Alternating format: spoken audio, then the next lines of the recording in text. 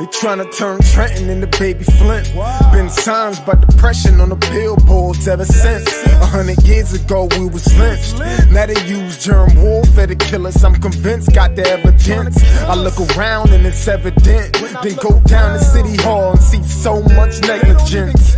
Real art is intelligent. A true artist sends messages that speak to your intelligence. They fought and died so I can do my thing. Not to get drunk and high or join no gang. I will not let none of you die in vain. For my people I bang, bang, bang. My ancestors been through so much pain. I don't let them die in vain. My ancestors been through so much pain. I don't let them die in vain. I rep for you in everything I do. I rep for you in every place I go. I rep for you in everything I do. In every place I go. They say post-traumatic slavery disorder's fake, but I just tell them all to wake up. Everything we went through, what a way down a rape, bro.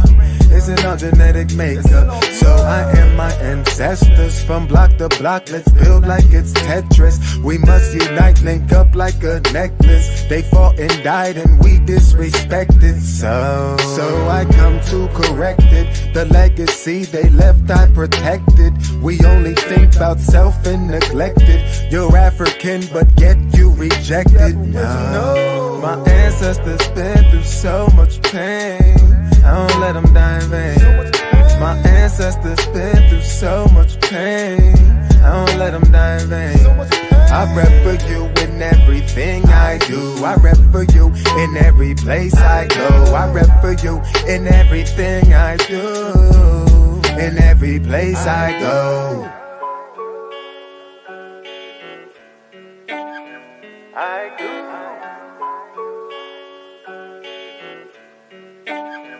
I go.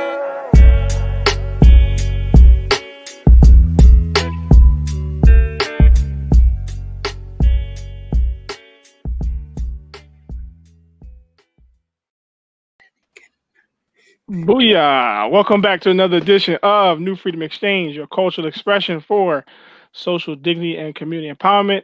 I'm your co-host, Brother Deen, here with... Assalamu alaikum, Sister Marsha. Wa alaikum assalam, Sister Marsha. Of course, the one and only Imam Bilal Hassan. We're here, back in the one building. and only. That's his new intro. No carbon copies. And of course, with our beloved. Yes. Okay, so I'm on. Yes, you are. Blooper. I'm square, man. I didn't know that. Okay. Assalamu alaikum, everyone. Alaikum assalam. Yes, our beloved Imam Rashad is with us. Our beloved host, who's no longer a special guest, the permanent fixture on this show. So I don't know. We try not to wash dishes. I don't know. It's all right. He's getting acclimated. He's getting warmed up. So anyone who's tuning in, we appreciate you all. Please drop pin in the comment section below where you're tuning in from. Oh, Sister Sophia. Wa alaikum assalam from Charlotte, North Carolina. Thank you for tuning in, Sister Sophia. As always, my sister. Oh, that's Khadija. my okay. Assalam. Oh, what happened, Imam Rashad? No, Sophia, that's my wife's classmate in Sister Khadija's class, I think. Oh, yeah. It's okay. Yes. So shout out to all our listeners. Shout out to those who are watching right now. If you can, please share. Please share this live stream to all of your friends and family on your Facebook, your Instagram, your YouTube, whatever have you. We always appreciate you all for taking some time out to be with us. And this is our latest edition of Community Conversations. We have a very interesting topic this evening that we want to touch base on. But first, before we get into that, we always like to check up on our beloveds and see how everyone is doing. So how is everyone doing this evening? Start out with Sister Marsha. I see she got a nice little hoodie on. I do. I'm thugging it out today. Morals over money. Oh, let me move this. That's right. Thugging it out today. I'm doing well. This weekend was kind of relaxing, which was good. I did have stuff to do. It's just, sometimes I have too many things to do, and I just need that mental break. So I kind of took it this weekend. So hopefully this week is not so jam-packed trying to, get what needs to be done. But alhamdulillah, it was a good weekend. How about for you all? Excellent. Had a good weekend as well. I came across a treasure chest. What's up? Wow. So we got some stuff we're gonna do an update soon. Coming in the near future, working on that virtual exhibit. Yes, we are. Digital center. So met up with one of our pioneers, and he gave us a lot to preserve, to share with the present generation and next generation. The history of 90 years of our community, indigenous Muslim community in America. So we're looking forward to sharing some of that on this platform, inshallah. Yes, how about you, brother man? Imam Rashad.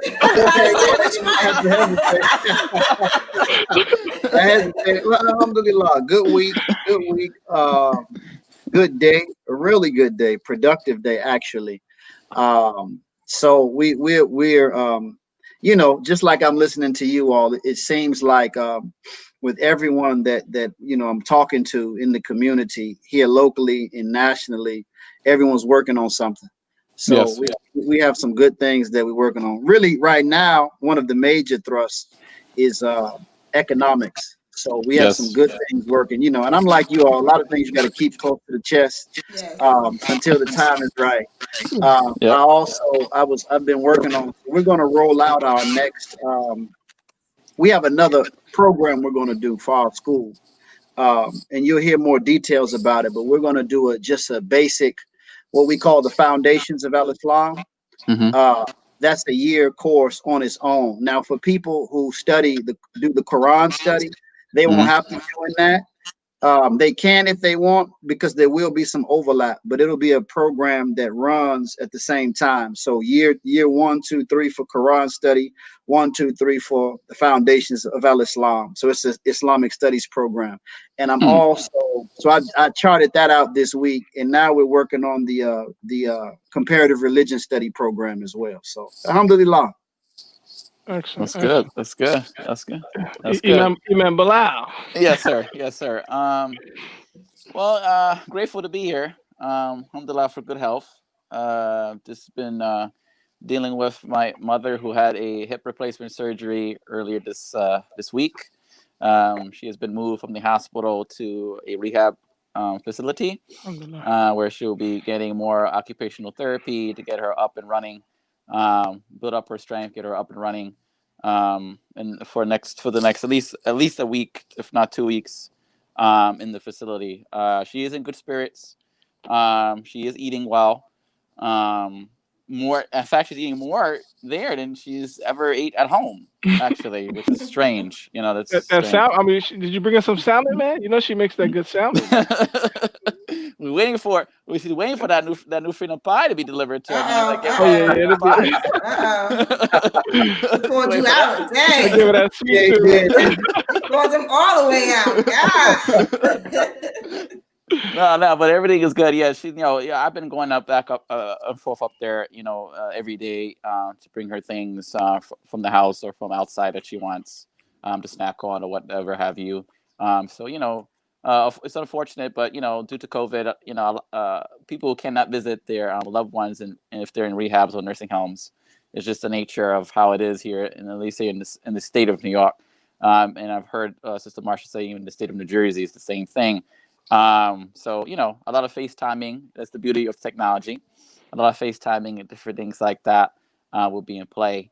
But also, want to give a shout out to the brother who made that hoodie that Sister Marsha's wearing.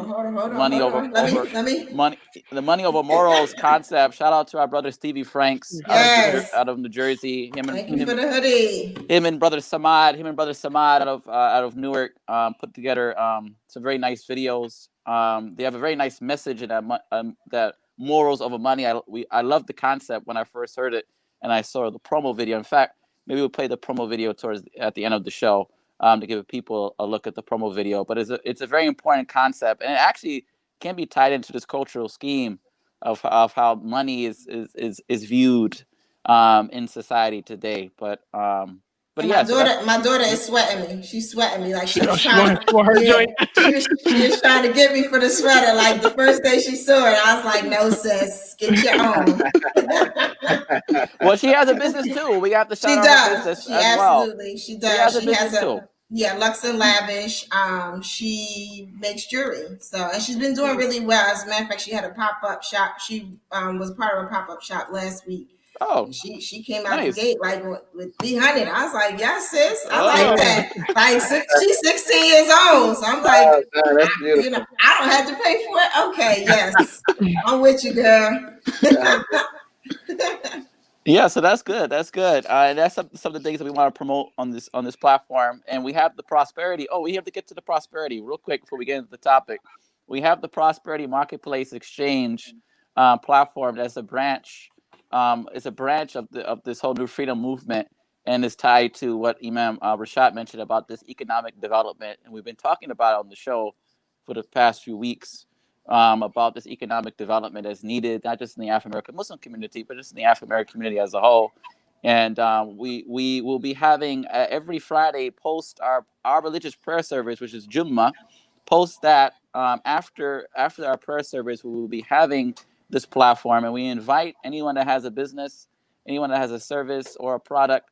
And if you want to get on live on air with us to talk about your business, to talk about your product, to showcase your product, or talk about your service, that is a platform to do so. And if you want to learn more, just comment in the section. Just leave a comment below, and we'll get back to you and loop you into that conversation so you guys could be featured. Yeah, we got to get Anissa on there. We got to get her on there. Yes, absolutely. We want to do that. Absolutely. But for tonight's conversation, community conversation, we're centered around the theme of the cultural scheme, or the cultural schemes that's at play here. And I know, Deen, you had something you want to kick us off with to help establish this conversation for tonight. Yeah. So I still can't find the document that I wanted to share from. But it was three angles, right? And so we could take it where we want to go with the Imam guidance, but we were looking at the life of the Prophet ﷺ, peace be upon him. I think the report that said that Allah showed the creation to Angel Jibril. And he said, how can anyone go wrong in such a creation? And then he showed the creation with the influences of Shaitan, and the report says, how can anyone go right in such a creation? And we were looking at that and seeing how religion preserves our consciousness and culture versus how industry and secular world, so to speak, or science creates the world and influence culture. So maybe we could start from there and then move to the other levels of interest. Okay. So you want me to speak on that? Yeah, because like okay, I'm sorry. I'm a little off. No, it's cool because like yeah, so it's the religious aspect, and we was also looking at the scientific aspect, and then entertainment. So it was like those three levels we were trying to figure out. Yeah. Yes, sir. Okay, Bismillah. Well, first, let me just say this before I begin talking. I was thinking about this before I even got on, before I reached out to you this evening, Bilal. I really want to congratulate you all on this programming that you all are doing. And I've watched the Friday presentation as well. Okay. And I think it's very important to just acknowledge what you all are doing and the consistency. That's where we are. That's really where we are as a community. We're in a space where all of us have to really look at ourselves and say, hey, what can I make a contribute? What can I do? You know, I was reading a book by you all, I don't know, maybe you know Robert Reich. He spoke a lot on he used to do a lot of segments on NPR. That's how I found out about him. But he worked for the Clinton campaign. Economist, I believe, but he has a book I'm reading now called The Common Good. But he said one of the things that influenced him as a young man was President Kennedy's speech, where he said, "Don't ask not what your country can do for you, but what you can do for your country." And I think that is the type of spirit that we have in Al-Islam. What can we how can we contribute to the advance of our life as a people? It's very easy to point out wrong. I mean, that's just easy with anything. You can look in the mirror, look at your own body. Like, I wish these hairs didn't grow out my nose. I mean, that's everybody. I mean, that's just life is flawed in that sense of flaw. But to come together and to give a service to the community, to keep us informed, to highlight excellent works of people in the community. That's a very noble thing. And I just commend you all highly for that. And I pray Allah for the success, continued success and growth of this program. And as you all mentioned, you're going into other areas as well. So that, and the reason why that was on my mind, and I wanted to say that, but that actually ties right into the issue of the cultural scheme. Because we as Muslims, we're not invited by Allah to become recluse, run away from the world. We are commanded by God to go to battle with Satan. And that's how we have to see ourselves. And we do it through efforts such as these. So connecting to, I'm going to kind of circle back around to that point, inshallah. Connecting to what Imam Mujahideen brought out. Yes, the hadith of that prophet of the prophet regarding Allah showing that vision to the angel Jibril, regarding the influence of the shaitan on the environment of man, and how after his influence on the environment, it will become so difficult for the human being to find his way in the path of God or in the plan of God. So this connects to the issue in the Quran where he says that he will lie in wait. This is even before the man began. He said he would lie in wait on the Sirat al-Mustaqim, the straight path. And he said, I will come before him, behind him, from the right, from the left. Pardon me. And you all know that these are all angles. These are all directions. So he is planning to double cross the human being. This is what we see as the beginning of the problem for man, that Allah introduces a creation. And in the creation of God, Adam, and we're all Adam in essence, the creation of Adam, consequently or connected to it, the purpose that God has given Adam for all of us to have responsibility, authority, as a consequence of responsibility over our own life and over our environments, etc. The Iblis challenges this. He rejects the idea that man is able to manage himself, and he is going to disprove man of possessing that ability by managing man's life for him. How does he do it? How does he do it? This is really the significance of him approaching Adam. So without going into too much detail, Adam is the one who Allah taught the names of things, meaning that Adam is the one who, it says a lot, and it's saying that Adam is the one that God educated.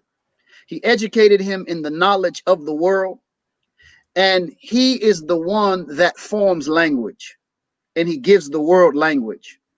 And for you all who are students of culture, like sciences, disciplines such as anthropology, we know that one of the most important components of cultural life is language. And even with that book that you lifted up, Imam, I don't know if Imam Muhammad mentions it, but during that time period when Imam Muhammad was teaching in that level, he was saying how a word, man means mind, words make people, and a word is anything that communicates a message to your mind. So the one who God taught language to, or taught the nature of the world to, and as a consequence, he has the ability to form language. This means then that he has the ability to form the thinking of the public or the people that's under his authority. That's Adam. This is why the Satan goes after him. He knows that if culture, you all know the word culture, it comes from the expression to cultivate, because it's understood, it's in our scripture, and it's understood by the wise of the world that man is like a plant, and he is determined, or he's shaped by environment. So whoever controls the environment can cultivate the soul, the thinking, the emotional state, the sensitivities, etc., of those that are in that environment. So and real quick, the environment is on one level is you said the environment of the language, and then there's the environment of like the law, right? Like You said the law. Well, what do Law, you like, mean? because when you express, I took a note where you said that you get authority through responsibility, and Yes. then the one who's responsible creates a law or establishes a law as an authority in I guess in society. Okay, but so that's a good question. So taken together, even law is a part of culture. The whole thing, because really, culture is just as in its broadest sense, is everything that makes up our environment, even our hand gestures. Uh, like if I say, Imam, you doing okay? You give me a thumbs up. Well, in some cultures, that's disrespectful. Mm-hmm. So everything. And then, of course, beliefs, attitudes, all of this is culture. So Adam is the one that produces cultural life. He's the industrialist first, but he also influences cultural life. And so this is why the shaitan wants him, because if he could convert the industrialist, if he can convert the one who forms culture to his scheme, then he can get all of us through him. So it's just like, I mean, it's kind of common sense. Like if I want to hurt a family, if I can just get the father, Right. you know, if I want to weaken a family, let me take out the father, something like that, along those lines of reasoning. So that's what happens. What actually he does is he converts the Adamic or Adam to his strategy for governing people. And the strategy for governing people is to take away from the people their ability to think for themselves. How? Through different ways, but mainly through language and knowledge. So those of us in this society who are products of, for example, Western academia, then it's Western academic thinking that forms our thought process. Whereas those of us who are influenced by popular culture or entertainment culture, then entertainment culture is what determines how we think, how we behave, how we even feel.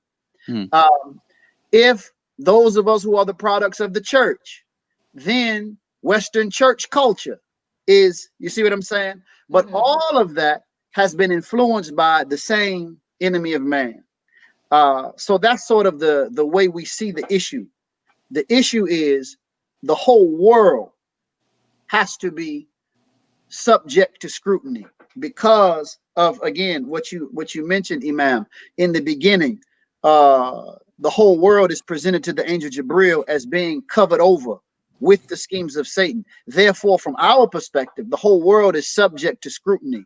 In other words, we can't accept anything from it, be it in education, be it in music, be it in politics, until we subject it to our reasoning as servants of God, the reasoning that God gives us by way of revealed scripture in the tradition of our prophet.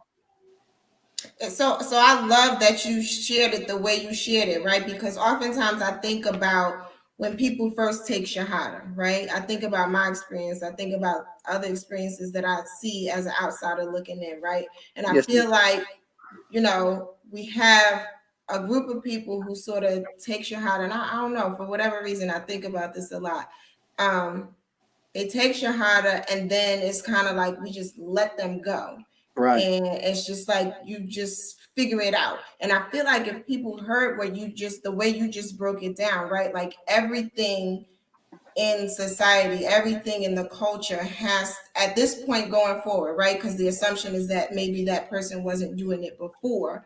But from this point forward, everything in society and culture has to now be measured by the rule of al-Islam, right? Everything Right. has to be measured by that standard.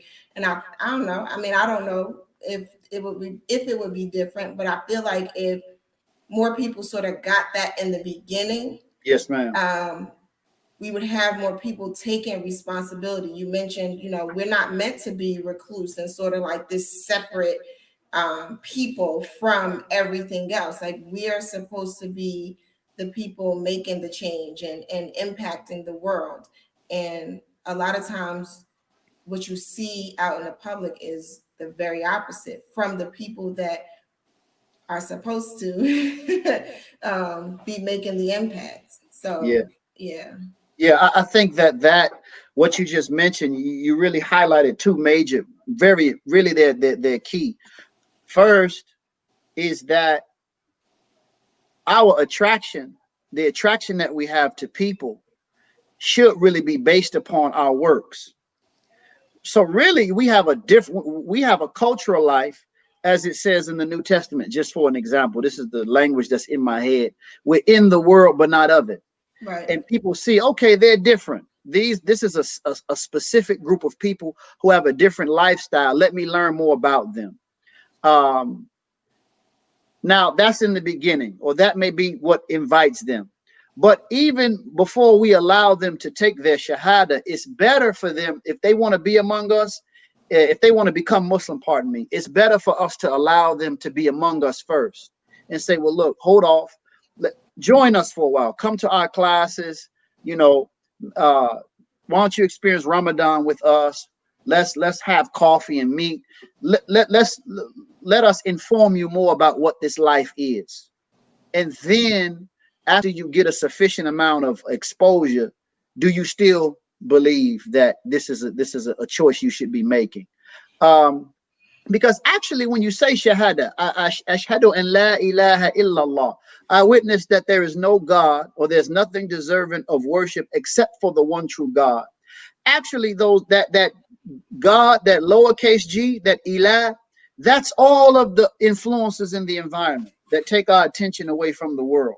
So really, a part of the education process to bring a person upon the path to convert is to show them, hey man, look how this world is set up. Look how, you go to school to get a job, and then you work 8 hours a day. God forbid you're in rush hour traffic, an hour there, an hour back. So you are literally a tool of the society. You're not a free human being. And you're so wore out from your work day, you want to turn on the television. But what's on the television? Whatever the people who make the shows decide to give you. And through that, they shape your behavior. So if we can take them on an educational process, talk about how the foods are made, etc., this would really, I think, strike people to say, oh, this is why they're so different. And then if they take the shahada, we have a lifestyle in place that they could plug right into. I think that this is a part of the potency of the Nation of Islam in its history, not today, but in times past. Specifically, there was a scholar. He was an African brother, Udum. I have the book, Black Nationalism. I forget his name, Udum, but he did a study of the Nation of Islam, and he got permission from the Honorable Elijah Muhammad to stay among our community during that time. And the book he composed was the conclusions that he reached based upon his time among us. So it's more like an ethnographic study, like anthropologists, they'll live in a group and kind of report from the inside out. But a part of his conclusion was that the Black Muslim experience, the Nation of Islam, was a subculture or an alternative culture for African Americans that brought them out of the confines of the cultural life that was there for them, Black church, whatever else we were doing at the time, hog moss and pig feet. And this was a part of its success. So, we tend to celebrate these kind of hallmarks of our history, like bean pie, bean soup, selling the papers, the FOI, MGT. But a part of the wisdom of that Nation of Islam, which was a language environment, as Imam Muhammad taught it to us, a part of the wisdom of it was just that. It extracted us out of just the overarching influences of this cultural environment that we were in America. So we have to get back to that.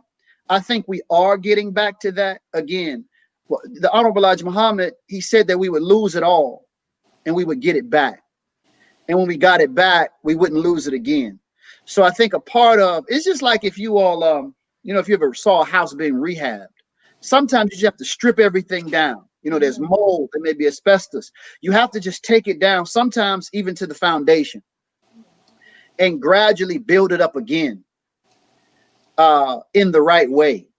because maybe there was a flaw in the design that made it dilapidated in the first place. But when you redo it the right way. And I think that's what we're doing now. I think that, just what we have been experiencing as a community has been, Allah has allowed it. So obviously it was necessary. Not that it had to happen that way, but if Allah allowed it, it was at least in agreement with or going to serve his plan for us. And I think that where a lot of us are now, I mean, again, with what we spoke about in our introduction, even off camera, and what we're doing, I see us, and I invite all of us to see what we're doing as the beginning of a new growth of a new people, a new cultural life for a new people. And I do believe Allah is with us, and we're going to just continue until we reach the point where we can actually, where we are actually doing what we just explained. People saying, "Hey, I want to be like them." They're not really saying that right now.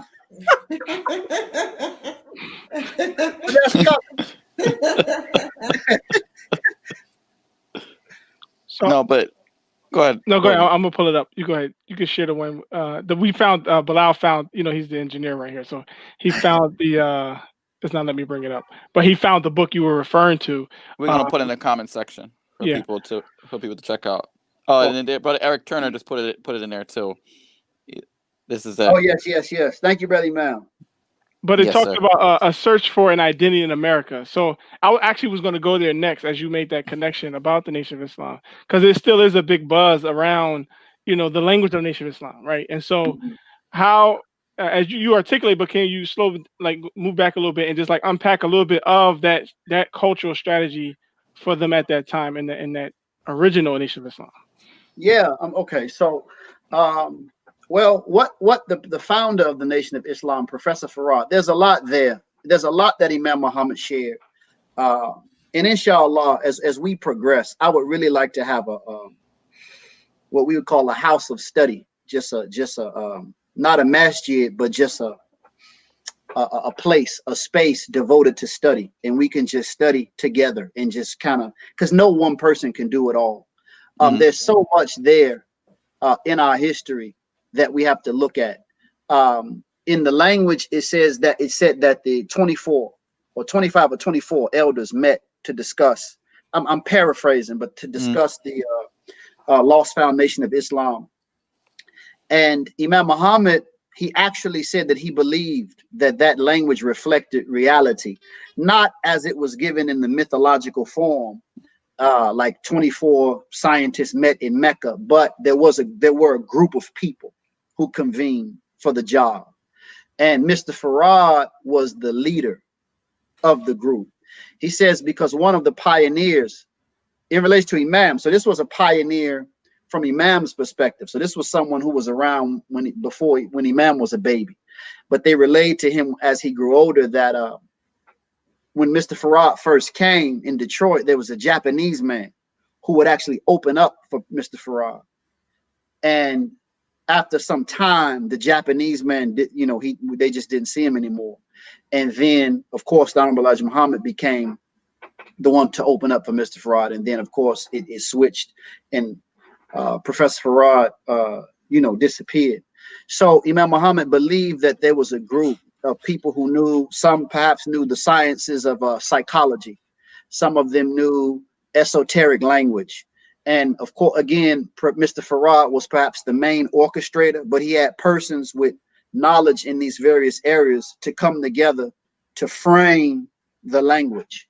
And what was the language designed to do? First of all, they knew the psychological condition of the blacks in America. And the psychological condition, again, if you take a seed, so let's stick with the metaphor of a plant because we're talking about culture. So if you take a seed and you put it on a stone, it won't grow. Or if you put it on porcelain, if you put it on anything that is not created to support its natural growth process, then it just won't grow. In every people, this is the unique thing about culture, every people have, quote unquote, taken root in a particular space or environment on the earth. So the Eskimo, he develops a life that's different from the Aborigine. And the Aborigine develops a life that's different from the Navajo. Of course, I'm using classic because, you know, it brings to mind very easily culture. I mean, today everybody's Western the world over now, so that's why I'm kind of using those examples. Like, we don't know any Eskimos, but I think you get what I'm saying. So but what has happened? So you take the Eskimo, his daily life practice or habits are affected by his environment. He eats fish, what he wears, what he hunts, the sunrise and sunset. If he lives in an environment where the sun is up for 6 months and then it's down for 6 months. So this influences the development of his perception of reality. And if he is under those influences for thousands of years, that determines how what his mind is. The same thing for the Aborigine. What he eats, how he dresses, etc., is determined by how he has taken root in that environment.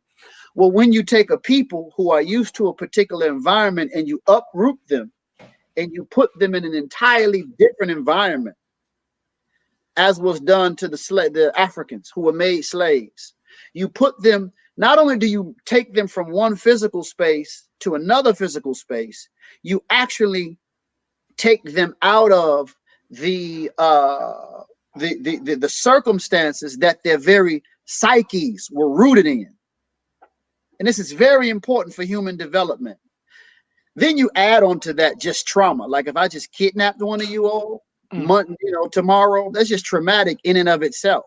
Let alone if I killed some of you all while kidnapping some of you all, killing your family and kidnapping you. So you have this. So not only are we uprooted and not connected to our lifeline from a cultural perspective, the compounded trauma, all of that, these influences are shaping or have shaped the soul condition of the Black people, the African American people.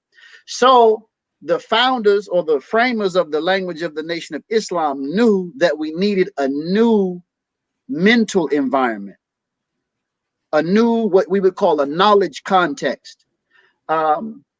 Because besides the trauma, besides being uprooted, we were given church language, the white man as the standard, all of these things. So we really have layers of darkness.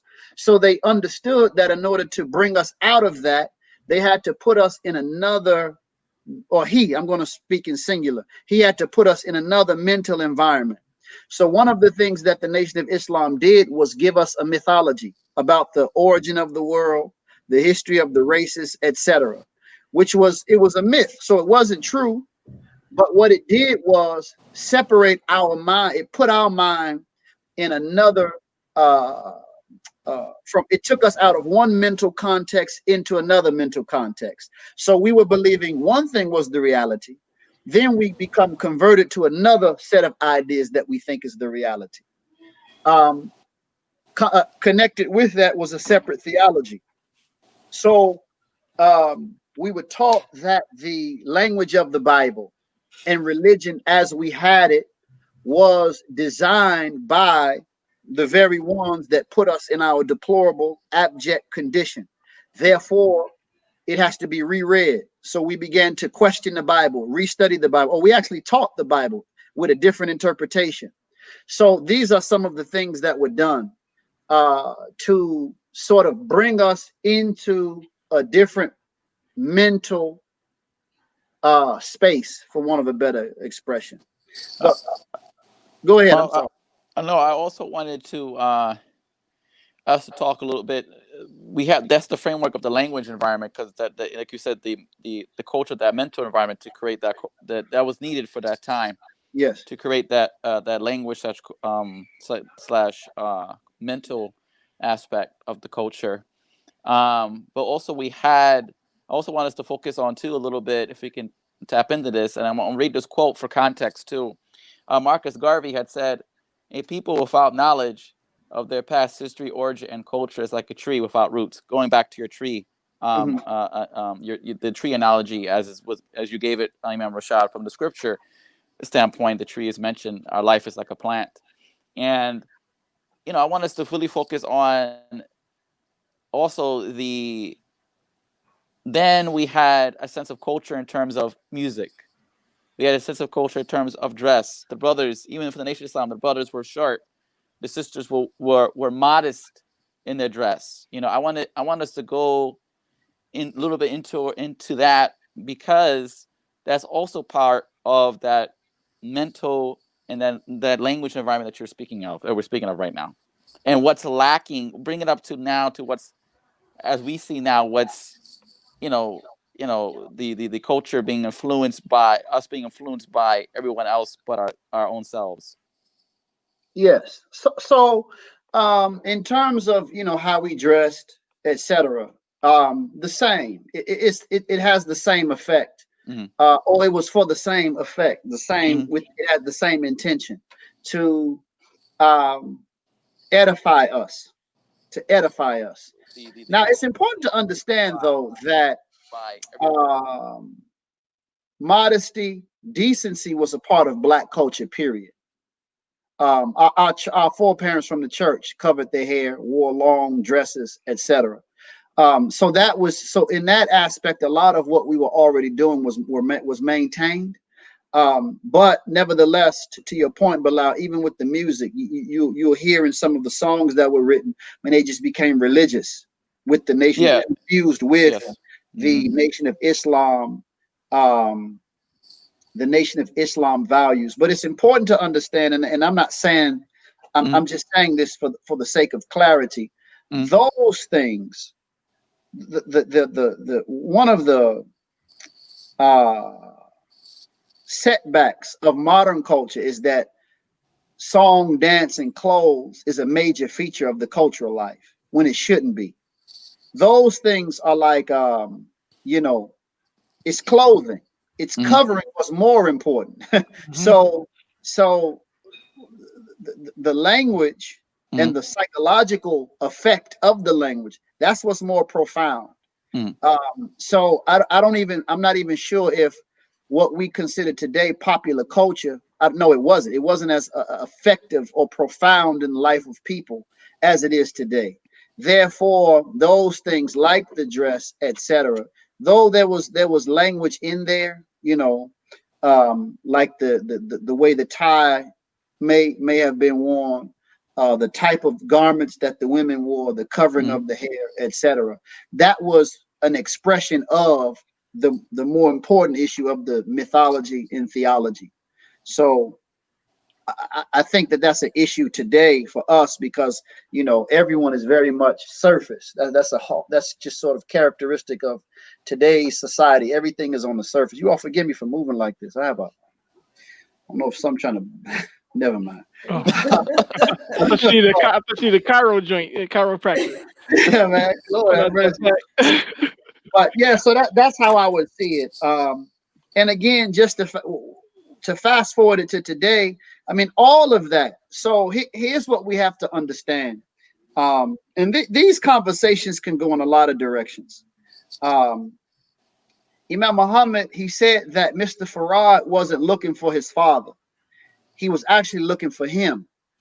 And if you think of Mr. Farad as a gardener, and if you think of Honorable Elijah Muhammad as the one who is left with the responsibility of tending to the garden.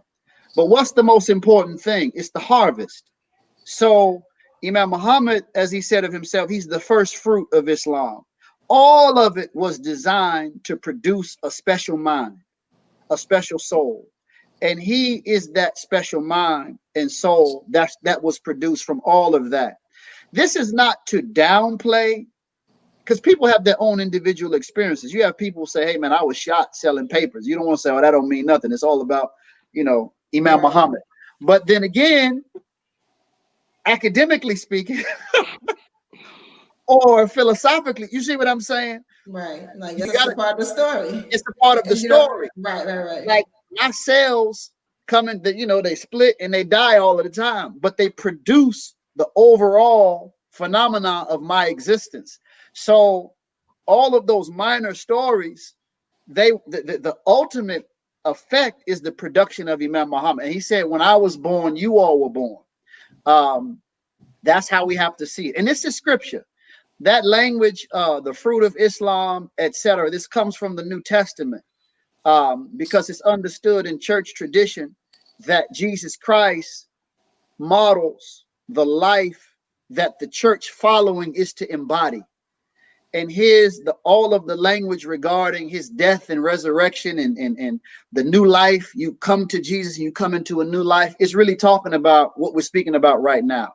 Like one of the verses in the New Testament is that that the people are to come into the mind of Christ. That's the language.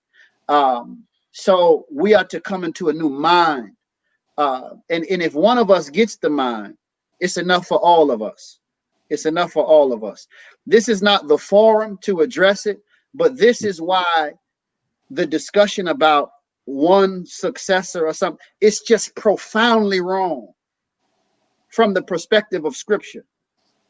It's just profoundly wrong.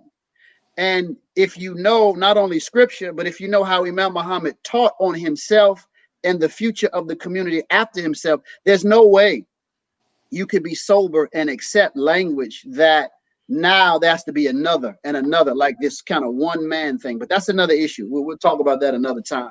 It's just not the sunnah of Allah, and Allah never changes his sunnah, so you just can't accept that. But anyway, but is that mind, without going too much into it, is that mind that is perpetrating that or presenting that, is that the deviation, like we said, the schemes, part of the schemes to get the common person to accept responsibility, right? Because if you got always have somebody in front of you that you got to look to, then where's your role in doing what you need to do? Right. So, for example, the Honorable Elijah Muhammad, he said, now I'm going to paraphrase this. This was in an article. He said that he's the messenger. Now, mind you, he's speaking from his mind and his level of understanding. So we don't accept this language as Muslims. But he was saying that he's the messenger of God. Then he said, after him, Allah would come. And he said, after Allah comes, you won't need anyone else. Because what will you need after Allah comes? Now, if we could translate from his language, from biblical tradition, in Nation of Islam influence, if we could translate it into our language, what's being said? And this is just an example. This is not the whole picture that I'm basing my position off of. He's saying that here I'm the one that's introducing these ideas. I'm the one that has been awakened for this great reform role to wake you up. But the leader that comes after me, God himself will be teaching you all through that leader. God himself will be showing you all where you all are to go by way of that leader. Now, after that, who else needs to come? The obligation now is for you all to awaken and respond to that which Allah has put before you. and this is the way. And again, when we speak about the sunnah of Allah, this is just it just happens like this. So Jesus Christ, he says of himself in the New Testament that if they feed upon him, metaphorically speaking, he would remain with them always. Where was the deviation? To your question, Imam, the deviation was when Peter and Paul come and really introduce something different that's not in alignment with what Jesus brought. And Imam Muhammad compared in the last Savior's Day, he really compared Peter to Farrakhan, because Farrakhan did the same thing. That's another issue, but Farrakhan did a similar thing. Muhammad the Prophet, the same. I leave in you two things. As long as you stick to them, you will not go astray. The book of Allah, the sunnah of his messenger. What did they introduce in the history? Khalifa. And Imam Muhammad several times gave commentary on how that was a major mistake. And that's why among the early community, those first generations of Khalifas, with the exception of Abu Bakr, they died violent deaths, including Omar and Uthman and Ali and those who came after them. We talk about Karbala and all of that. These are violent deaths.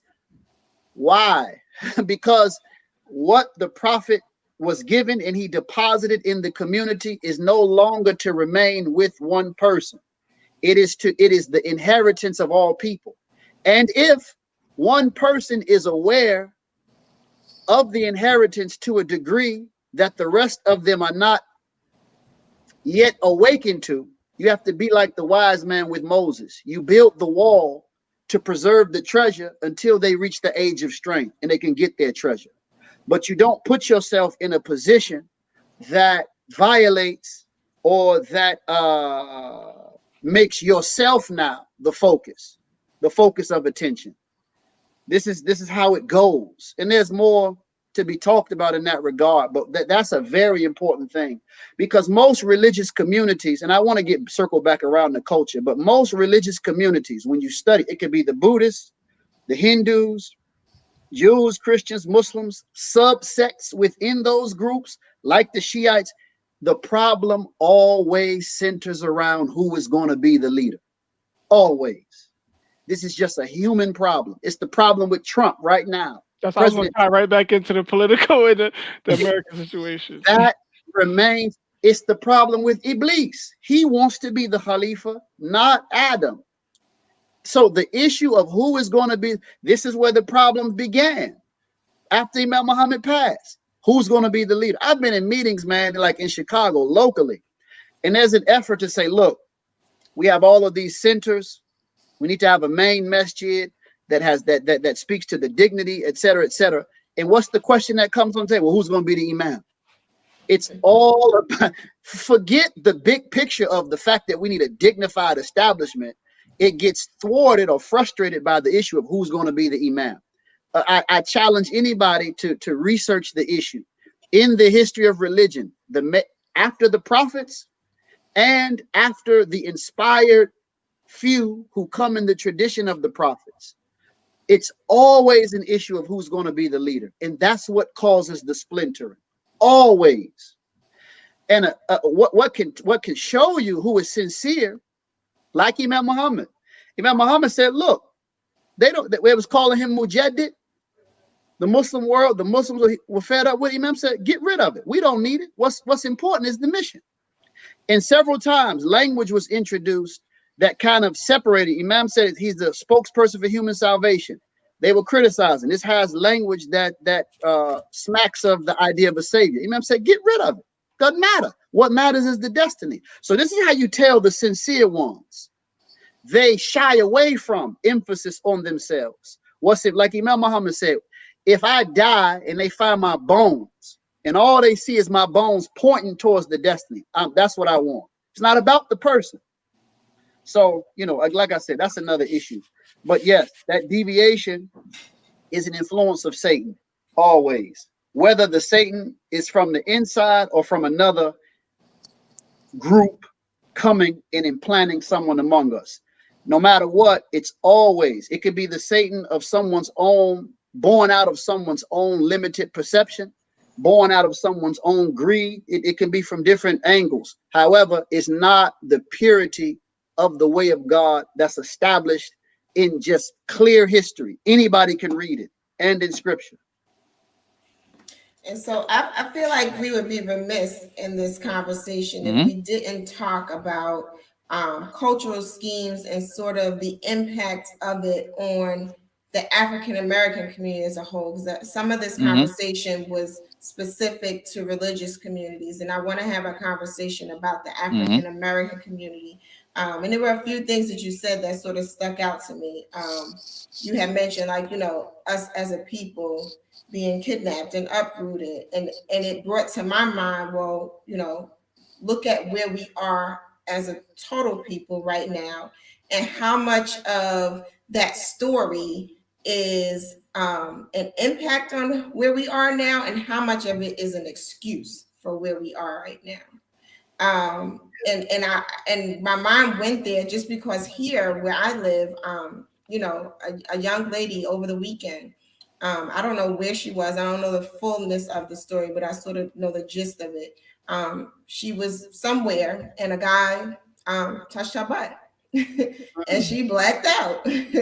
She gave him the business. I don't know what the sister Blacked said out to like him. that. Oh yeah, no, I don't Yeah. make no. Okay, I'm sorry. That's that's my East Coast. That's my East Coast lingo. Yeah, she blacked out. Yeah, She went in. She went in on that. Right, like don't be touching me. And I don't know exactly what she said or how she said it, but he touched her, so she had every right to speak for herself. And he killed her. He killed her. He killed her. Oh, long. He killed her. And so, it just brings to my mind things like that and what we still, what is still affecting us as people in terms of not just valuing the story, the past story and what our people have been through, like where we are now, how much of that, that's really where I'm going with this. And so where we are now, how much of that is we're still dealing with the effects of slavery and being uprooted and being kidnapped, and how much of it is just an excuse for bad behavior? Right. No, that's a really good question, and particularly in that how you kind of framed it with that situation, because that's terrible. That's terrible. And I really pray that the family of that sister is they could that's just something we have to keep in our prayers and pray that Allah give them comfort and make it easy on them. Yeah, she had 3 children, by the way. Oh yeah, I mean that's just that's they should kill that guy. No trial. But I mean, I don't want to go off on a tangent, but yeah, that's terrible. So again, that's why your question to me is very potent. I mean, so we can't blame that on slavery and Jim Crow. You know what I mean? You just an ignorant person, so and so. Shut your mouth. Yeah. So that person, a lot of times, see, we have to understand too, as African American people, we were aware of our condition, and we made strides to change our condition. And even those among us who were too weak morally or whatever to make those strides, we acknowledged those who were making it.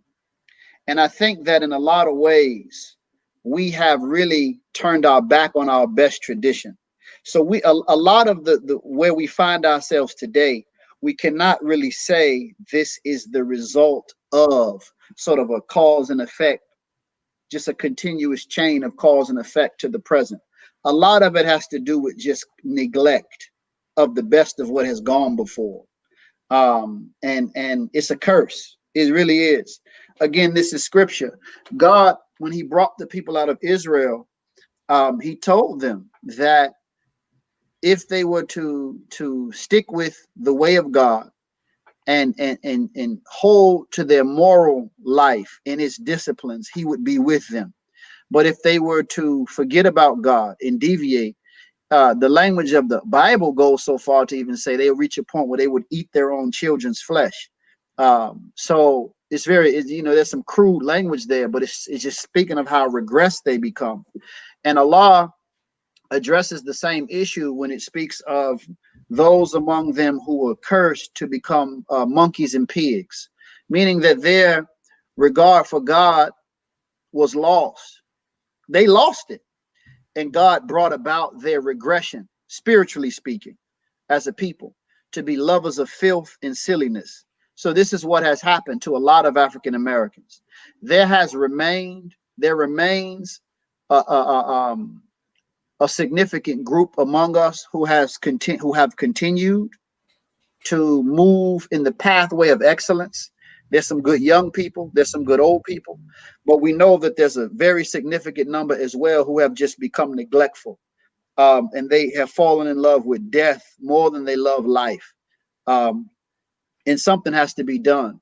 And I think one of the things that's going to have to be done is that for most of them, the world is going to wipe them out. But even those of us who are conscious, as we establish ourselves, because that may happen to one of our Muslim sisters. And again, Imam addressed this years ago, and it may be a situation where we have to wipe them out. If they do that to one of our sisters, we have to wipe them out. This was the way of the Prophet. All Arabs weren't spared just because they were Arabs. You know what I mean? So unfortunately, so I think a lot of the decadence and moral decay that we see in the life of African American people, some of it, all of it can be traced to in some way or the other, but in a lot of instances, we cannot justly discount the issue of choice, meaning that we're not robots, we're not trained dogs where we just have to respond to stimuli. I mean, at some point, we have to become conscious managers of our own behavior. And we have chosen, many of us have chosen that type of behavior. So they're cut off from the light. So that's how we would see it. And really, just to conclude, that a part of the responsibility on us who are conscious is to work for a model of what our life should look like. Because if we don't, what happens is, it's just like the body. I mean, you allow for something to kind of fester and you don't correct it. Or, if they find cancer in its earliest stage, that's the best chance of stopping it. Mm-hmm. So if we are aware of it, we have to work hard to establish ourselves to put an end to it. Because if we don't, it will eventually overpower us, and we would deserve that because of our own neglect. So when that day comes, when they do begin to kill our sisters and mistreat our houses of worship and rob the masjids and stuff like that, well, that's a result of our neglect as well. Just like the person who, I had a friend who eventually passed away. He actually had his toe, when they amputate it, I forget what it's called, but the toe becomes black. Mm-hmm. Gangrene. Gangrene. Because it was some other situations going on, but he was trying to, he let it happen. He let it happen on this old feel sorry for me tip. It's like, no, go to the hospital. And eventually he had to get his toes cut off. But so if we see social gangrene, it's the part of the onus is on us to address it, and that's what we're working for. Well, I think also too that I think also too that we all are, like you said, we all are responsible. Those who are conscious in the African American community and other communities too, because this virus, this cultural scheme, this virus has been perpetuated through the mass media, through the music, through the various sources of culture, through the clothes, through the dress. So it's inflicted so much that other people are wanting to copy and literally mimic what they see on television, what they hear in music. It don't matter who you are. In fact, they supposedly love the pseudo culture of us African American people as presented by the media. The reason why I say pseudo, because that's not how a lot of us act. Wear our pants hanging down. You got people who want to do all that. You got people who want to walk around using the N-word, even though we shouldn't even be using it either as a people. But you got other groups who walk around, this just using it like it was just like, whatever is part of the language. So it's all inundated. And the situation and these situations that Marsha has put towards us to let us know about these type of situations. These type of situations are going on nonstop, 24/7. And when does it end? I'm saying it ends, like you said, like we were saying, that there needs to be a whole. I want to go back to what you said, the wiping out, because even in the scriptures it talks about in Noah's case about the flood, and the Imam translate that as the flood. The flood is really that's the flood of immorality. That's what we're talking about. Them being wiped out because they were practicing immoral behavior. indecency, in filth, given to filth. And those people got to be wiped out. That influence, not so much the physical person, but is the action, the thoughts, that got to be wiped out. That example, because our children, this is we're in a I don't know, but I feel like we're in an emergency situation right now. We're in an emergency situation because all our communities are in an emergency situation because of what's happening, and our future is for our children right now. You know, so we're saying, what are they being exposed to? And they're being exposed to these type of behaviors 24/7. You know, how are we raising our children? And, you know, that leads me to the topic of the establishment of this new thinking, this new culture. The Imam spoke about it as he gave us the blueprint for New Africa. I want us to talk about that because he gave us these aspirations. He broke down the parable of Ibrahim alayhi salam, when God told him to put the 4 birds on those mountains, on those different mountains, and have them call them back to, have them call upon, and they'll come back to you. You know what I'm saying? And one of those birds, he said, represents the culture. One of those birds. And, you know, we as a people, we cannot be given into this old culture because it's a scheme. It doesn't work. It doesn't work for us. So can we talk about the establishment of the new culture and how that has a super vital for super vital for our community, super vital to save our children?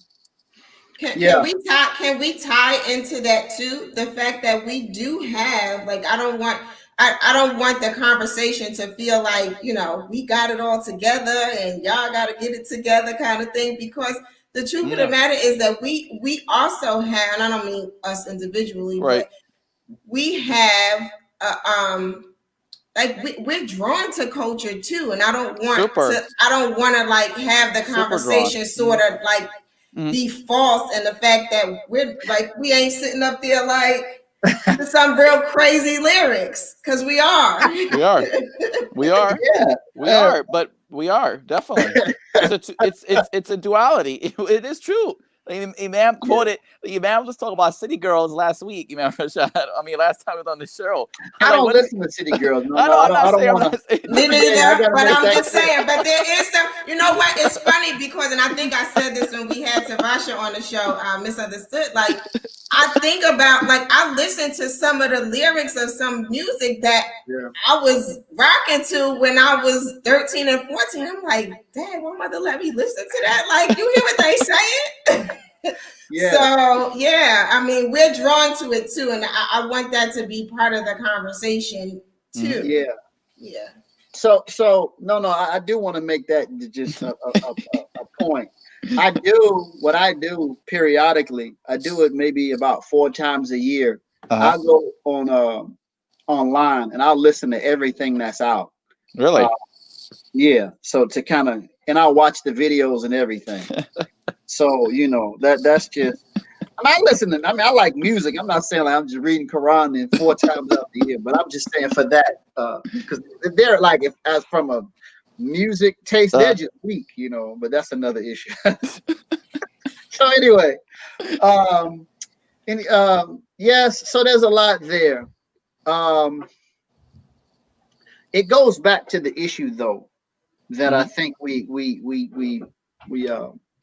I kind of mentioned in the beginning. We have to understand that we are on the field of battle. I mean, for instance, when we read the Quran, there's a lot of discussion about war.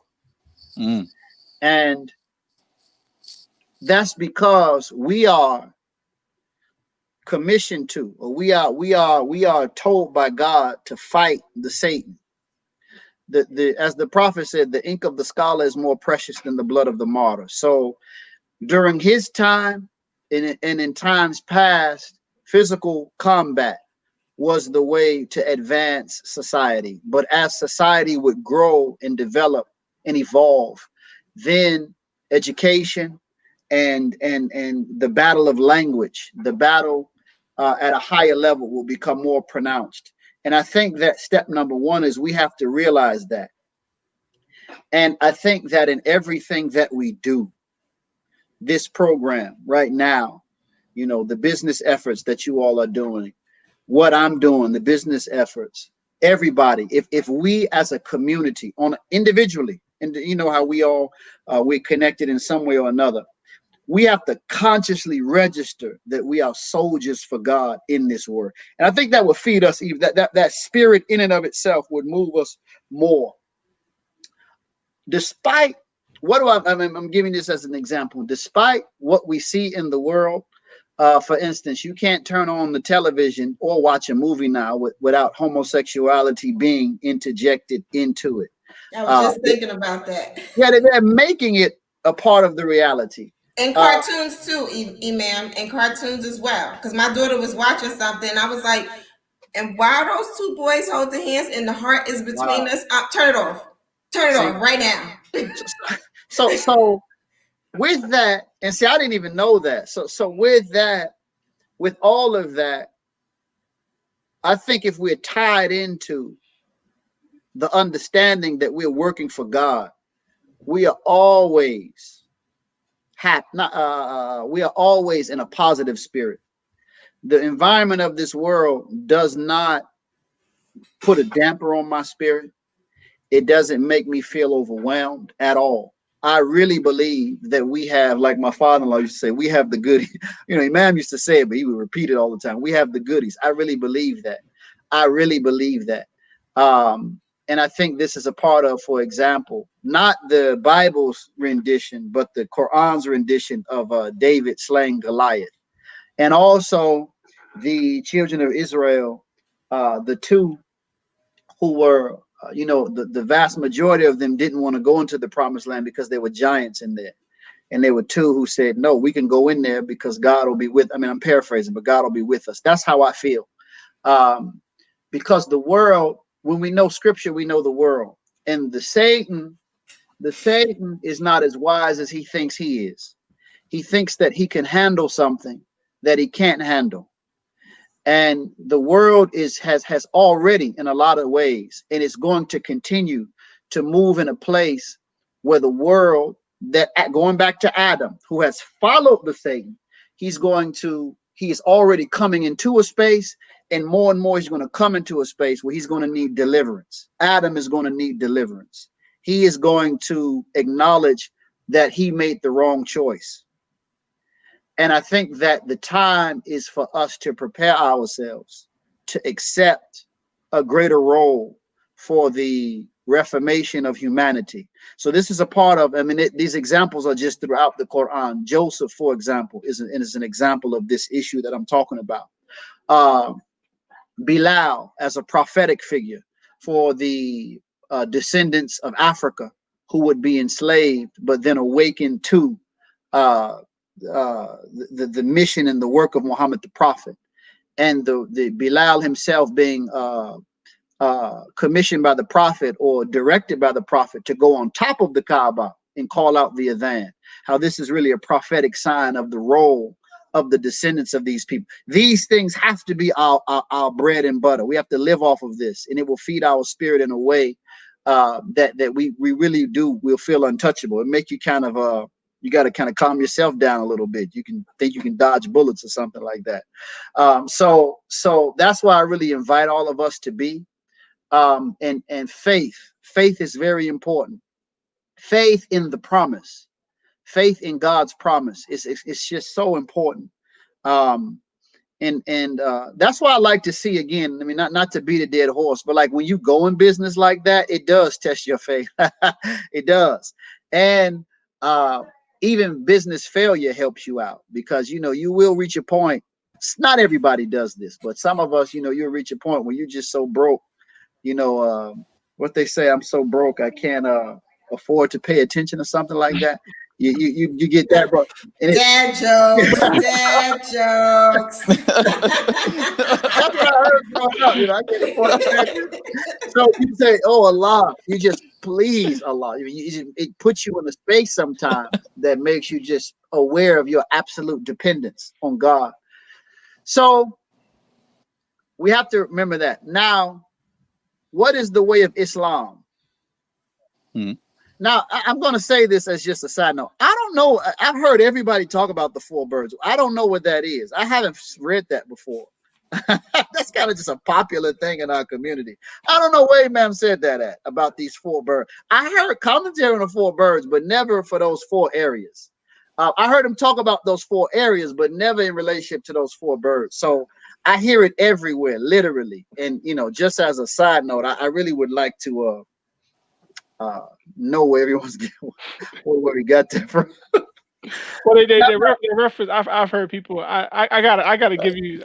I've heard Imam say, but my mom was not there. But when you just brought it back up, people do reference the 4 birds on the 4 mountains, and then, yeah. Where did Imam? I don't want to get too far into that, but him specifically saying the 4 birds are theirs. You know, education, religion, politics. I don't remember those 2 put together. I'm not saying that he didn't, but I just haven't found that reference. And I think that's important. Now, he has talked about, like in the Ramadan session, the 4 sacred conflicts. He did talk about those 4. And he did give commentary on the 4 birds, but the 4 birds as being that. And he talked about the 4 rivers. So I'm just making that point. That the reason why I'm making that point is because even in how we remember and communicate the language, we have to be careful. I'm not saying they didn't say it, but I'm just saying we have to be careful, because even that can be. We have enemies. You know, they didn't just stop with the Black Panther Party. I mean, they have remained in our community. The Hoover program, the Hoover program is still well and alive, man. The scheme is still well and alive, man. Yes, sir. So it's very important for us to see Islam as the answer to this issue. You know, we have a lot of people down here in Atlanta. They join these tariqas, you know, they become Sufis. And it's very easy to mock them. Say, oh man, I wouldn't follow them. I personally, I wouldn't follow one unless it was you know, I would like to see an American group, you know, something born. If we follow anything, it should be born out of our own direct experience. But I'm saying it's how you actually can understand, because these are individual people who are saying, look, I don't want to get lost in this mess. And if I got to go to Africa, or if I got to go to India, as long as I'm saved, as I'm delivered. Now, how we, you know, give analysis to them, that's another issue. But we have to at least acknowledge that these people are searching for something. And in light of what we talked about earlier, Sister Marsha, we can't say we have an alternative, that we've produced an alternative. So, you know, before we mock, we have to really give analysis to these things. So the tradition of our prophet, and how he established the religion with the 5 prayers, the tahajjud, the significance of the Quran, the role of education, even our own independent marketplace as Muslims, how we view marriage, all of these things really represent the framework of an alternative culture. And this is why the Hijrah represents the beginning of a new calendar. Because the beginning of the establishment of Muslim community is, symbolically speaking, is a breakaway from being under the rule of man's seasons, his cultural environment that regulates the life of his public. We have our own environment that's regulated by the Quran and the way of the Prophet. So I think that when we teach fiqh and we teach all of these things, we're teaching them, but we're not teaching them in the total perspective. If we would teach them in the perspective of what we're talking about now, they would have so much more meaning. Right. If you say, look, this is why, this is how you pray. Let's just use that as a basic Islam 101, you know, introduction to jurisprudence or whatever you want to call it. This is how you pray. These are the times. This is what's permissible. But if you tell, that's okay, but tell them why. Show them the broader context of how this world is designed to take your mind away from you. Right. And the way this religion is designed is to give your mind back to you and give it a relationship with God. The month of Ramadan, all of these things, you know, we kind of we get kind of enwrapped in this, oh, you know, I made all of my Taraweeh prayers. I listen to the whole Quran, but we should really see it again in this broader context, that the tradition of the Prophet and just the religion as a whole, it is that ark that you're speaking of, Imam Bilal.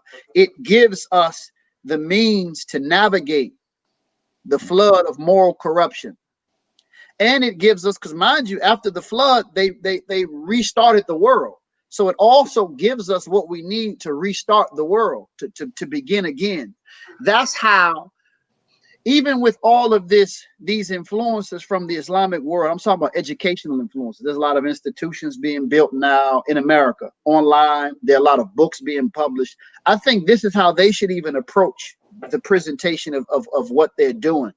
I think it would have more relevance and meaning to people in America if they would say, look at what's happening. Look at what's occurring. Look at the life. They could even go to raw statistics. And if they present Al-Islam as an answer, though we have our own school, I'm just dealing with everything in general. We have our own school. So we should be presenting it in this way. So for me, I think what's most important, despite the schemes in the culture, is for us to understand that we have been given the tools to build our own world. I really believe that. And the importance of business, the importance of education is to empower us to do just that. We want money, not so we can just buy big houses and clothes. That's we want to afford and finance our life. Right. Education. We don't want to just exchange knowledge just to feel good.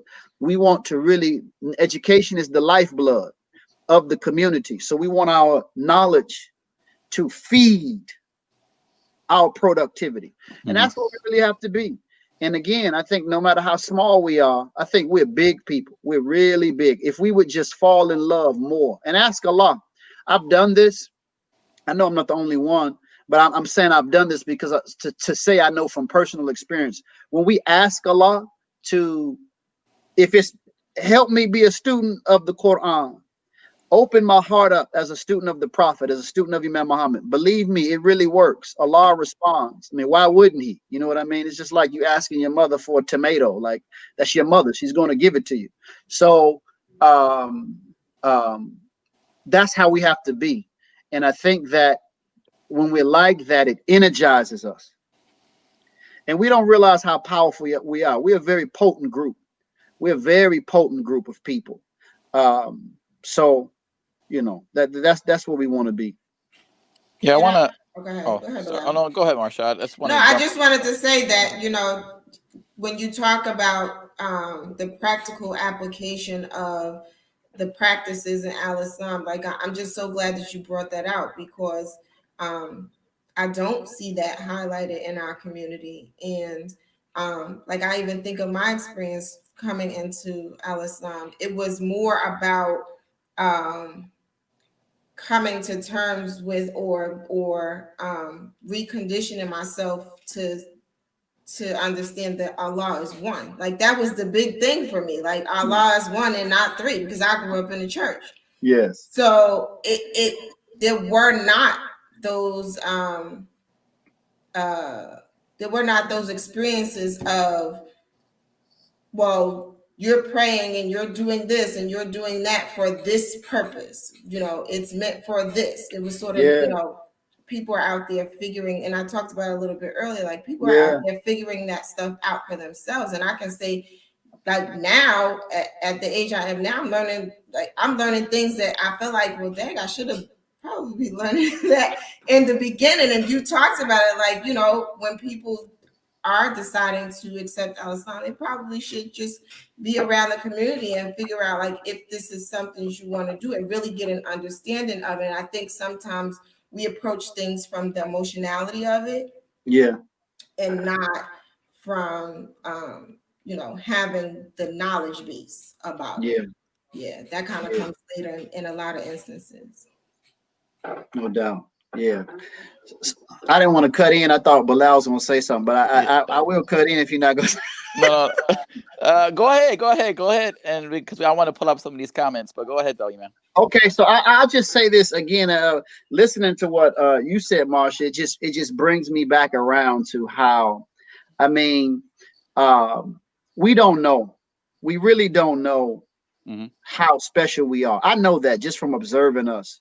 Not to say that I know so much, but that's just, I believe Allah has gifted me with that.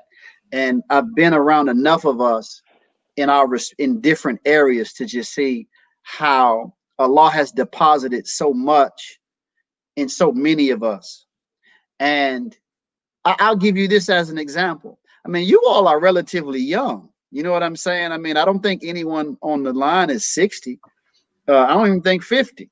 So to be a conscious Muslim, I'm going to be a conscious Muslim in this world. All of this crazy, you know. And look, let's be real. I mean, again, and I want to be conscious of God while talking about this. But I mean, you all know they're not presenting unattractive women, and they're not making ugly cars. You know what I'm saying? And the music does have a nice beat to it. So to be able to say, look, I'm not going to be swallowed up by that. Like what you're doing, Imam, Deen, you know, just to say, I didn't know that about you. Like, look, my family, we've been making bean pies since we came over on the plantation. Like, that's powerful, man. That's powerful. You know what I'm saying? So we oftentimes we just are who we are, and we don't stop to think like, man, very few people sit around and think about how special they are. And I mean, obviously we're humble, but it's very, I think Allah has blessed me to see, just from interacting with members of the community nationwide, that there's some potent seeds in place, and Allah is doing the work. So, you know, this idea of like what I forget his name, he used to say, keep the faith. He kind of fell out. He was upset with Obama, him and Cornel West. What's his name? Or maybe Travis Smiley. Travis Smiley. Yeah, keep the faith. I mean, that's the real thing. So I really would say that, but also keep the faith and have it empower the effort, the work. You know, there's always going to be challenges. There's always going to be challenges, and I think that we have to broaden our vision to see also the possibilities that are available for us, because there's just so much available. There's so much available. And believe me, the people that I talk to, you know, their mind is on community, and they're all trying to reach, you know, a certain goal. But the guarantee is, look, if one of us gets it, everybody's going to get it. So, you know. Excellent. Station identification, Bilal, you about to bring it in? Yeah. Well, station identification. You've now been listening to New Freedom Exchange. We appreciate you all for sticking around and tuning in with us. If you're just tuned in, welcome. Also, please like and subscribe to our YouTube channel, New Freedom Exchange, and also like the Facebook page, New Freedom Exchange, as well. So again, we thank you all for tuning in. And as we wrap up, we'll begin to wrap up this conversation or this exchange this evening. I just want to pull up some of the comments that we do have and some of the questions that's in the section here. So we have one from our beloved sister Valdia. She says, we are the Valida. I'm sorry. Not intentional. Okay. She said, we are the biggest problem as to why our people are behaving this bad.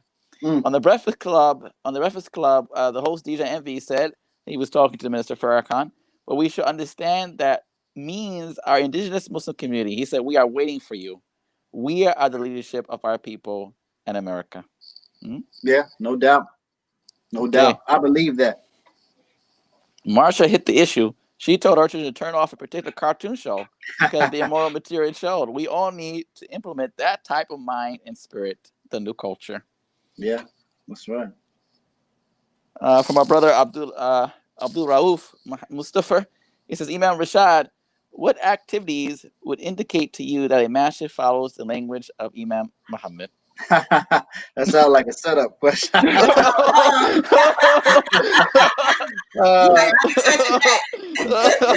So I mean, I think it's important though to understand that the role of the imam or the role of the masjid is not to head up these efforts per se. The role of the imam is to direct us towards these efforts. So I would just think, I would say that it really should be put in the language of the khutbah, the teaching, the language of who's ever coming before us. They should be pointing us in the direction of community, education, business, etc. Family life. Family life is very important. And because imams are very influential and people just tend to look up to who the imam is and look to him for direction, he can make use of that influence to help facilitate these efforts, to say, look, if you have this interest, let me put you with this brother or with this sister. But I don't think that the masjid itself should be the entity that these things are actually taking place in. Yeah, I agree. I agree. No, I do too. Oh, we lost Bilal, but I agree too. Like, I feel like those messages should definitely be coming from the imam. Like, we shouldn't just be.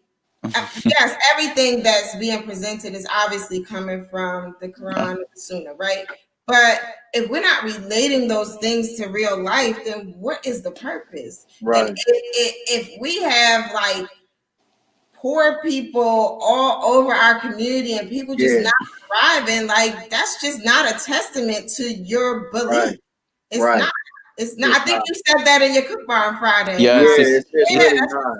That's not a testament to the fact that this is it. Like, if we're saying that this is it and we have it, the solution, and this is what Allah set out for us as a people, but yet we are like on a struggle bus, something ain't right. That's right. And can I, if I can just interject again, and I don't want to, I don't want to take up too much space. I know, Bilal, you were going to say something, but that's so important.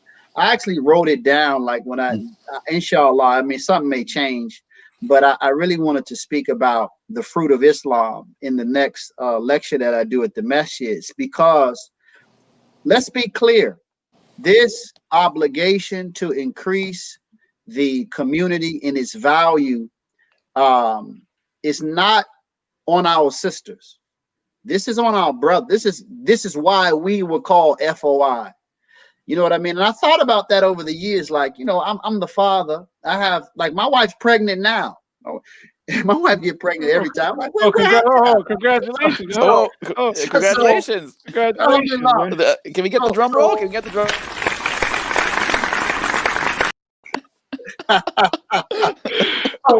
So this is going to be, inshallah, this will be our, I think, 7th child. Now, look.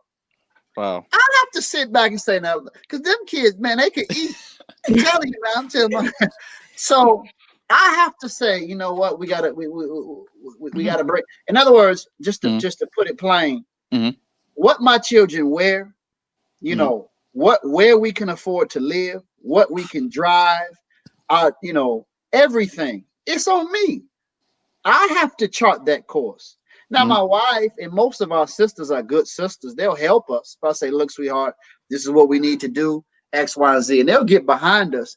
But as the male, we are the spirit of our families. That's why Allah has us lead the prayer. Facts. So we are the ones to increase the productivity, the actual property of our community. So that's what we have to be. So I don't wait. I mean, I'm performed as an imam for some time now, but I don't accept from people, and I'm not saying the brother who asked the question is saying that, but I don't accept from people that there's a reason why productivity is not taking place. I will fault masjids for not putting that message in that imagery, etc. They're not. I fault them for not doing their jobs if they in fact are not doing their jobs. However, this is a part of the beauty of our community, especially today. We all have access to what was said by our imam. We all have Quran. We all have Muhammad's tradition. So again, I mean, going back to issues of leadership, etc. And I had to question. You know, I have people who I am fond of, and I'm saying to myself, you know, let's say if the actual physical Imam Muhammad came back. I mean, we know this is not Islamic belief, and I'm just saying as a mental exercise. How would that change what we're doing day in and day out? Now we're gonna get productive. Right. You see what I'm saying? So that's not, and Allah addresses this. He said the prophet is a messenger, and before him have passed messengers. So if he is dies or is killed, will you turn back on your heels? So the responsibility or the assignment of all of the fruit remains the same. And that's where we have to be as men. And these sisters, man, I don't know where they making them at, but man, they got degrees. They going into business. Well, wait, hold on, Imam. You can't forget. Imam, hold on. Before you go there, tell me what I've experienced, I'm not saying. No, wait. Before, let me clarify. Let me edify. I'm not saying that the sisters are not out here getting it. They get into it. I'm not saying that. But and maybe you're going to say this is an excuse for the brothers. But we're talking about the scheme. Cultural scheme. Yeah. The cultural scheme. We're talking about the males, us as men, who have been victims of Pharaoh's of Pharaoh. We live in the time of Pharaoh. A lot of us have been castrated. But I'm not talking about the average black male. I'm talking about the fruit of Islam. You all have been delivered by Moses. You can't tell me that. We just talked about them excuses, Bilal. I asked Imam if that was an excuse or not. But he said we're fruit, right? We could be considered fruit. So mount up, mount up. No, okay. And then tomorrow, right, big. That's how it is, man. And you know, that's just what it is. And I see, man, we have a sister. I don't know if there's several, but there's a sister. I think she moves more true than the brother. I'm saying, you know, true detergent, man. I'm telling you, and it makes me happy. But I'm just saying, like, brothers have to really just. I understand. Believe me, I do understand, and I'm not trying to moralize or look down upon. But you know, we only gonna be on this earth for so long. You know, let's fail a bunch of times instead of sitting around and talking about, you know, what Imam said in 83. Let's go out and fail a bunch of times. At least we trying. Right. But we can't sit around. And Allah is with us. So that's where that faith piece comes in. And as men, you know, I'm motivated by it. And I think that the more we embrace this religion, I'm motivated to produce and have babies and stuff like that and marry women. That should be, you know, we're men. What else do we want to do? You know, play video games, man. That stuff is dead. Some people do. Yeah, man. Well, that's a whole other conversation. Yeah, that's another issue. Yeah. Sister Shelley Shabazz says so much in so many of us. All we need is to begin building. Each one doing something, like the ants. We look at what we have in our hands, but think it's little, and therefore don't contemplate that worthwhile things can be done. Everyone has access to money and education. Collectively, we're rich. That's right. We just need to think it. Yeah, that's so true. That is so true. Like when I make dua, you know, after I pray, mostly I do it in Fajr, but I do it throughout the day too. Like I always ask Allah for me and my children just to be able to live everything that's inside of us, to just like live it out fully, like not to have those fears and hesitations, but just to like just leave empty, you know. And that speaks to even what you just said, Imam Rashad, like even if you're gonna fail a bunch of times, like just do it. Stop being so afraid to or waiting for somebody to give you permission to do something that you were born with permission to do. That's right, sis. Denzel says fell forward. Did say that. Smart man, smart brother right there. Did say that. That's right. Did say that. Yes. Oh, so okay, we're coming up to the portion where we're going to start getting on closing remarks. I know a lot's been said. There's a lot of comments here. I can't read all. Sorry, my beloveds, I can't read all the comments. But you know, Well, let's connect this last one because it does tie into what we were discussing. Imam mentioned this earlier about myth. This is from Willie Kelly. Assalamu alaikum. Myths are one of the causes for our setbacks as a people. So, in changing the culture to be more conducive towards advancing us as a society, how can we address this issue and maintain respect for other religions of which these myths are born out of, inshallah? That's a really good question. That's a really good question. So, as Muslims, I think that the best way to do it, the way the Prophet did it, we follow the methodology of al-Islam, or teaching the religion as the Prophet taught the religion, and as Allah really communicates it. So, the way the language is framed in the Quran, and as the Prophet established the language in his tradition, it really addresses the fact that these are myths, or it graduates the thinking of the person to out of myth into what we would call scientific thinking. So the Prophet did this in a way that it showed the truth of what they had without directly attacking them. So just to give you an example, I think we mentioned this in class sometimes, how when the magicians of Moses were defeated, they made sajda to Moses, or before Moses, and then one of the things that the Pharaoh threatens them with is that he would crucify them. So here is the Quran establishing that the crucifixion goes back to ancient Egypt, or crucifixion as an act. And it does that a lot. That's done a lot throughout the Quran. So we can give it just like that, how we just expressed it in our lecturing. We can put it in book form without necessarily attacking anyone. So Allah says, invite to the way of your Lord with wisdom and beautiful preaching, meaning logic, arguments, positions that are structured upon logic, and expression that's tasteful. When we say come to a common word between us and you, oh people of the book, come to a common word between us and you. And the language goes on to say how we don't erect lords from amongst ourselves.